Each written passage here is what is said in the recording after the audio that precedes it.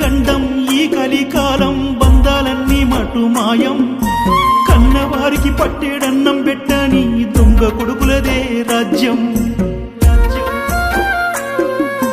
కామముతో మదమెక్కిన మృగమై వావి వరసలు మరిచినారు హాలి మాటలు విని తల్లిదండ్రులనింట్లో పనివాళ్లుగా మార్చినారు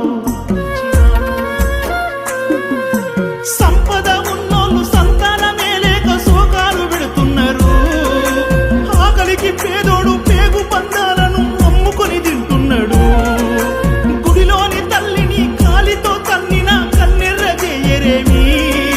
దుష్ట శిక్షణ చేసి మీరున్నారని రుజువే చూపరేమి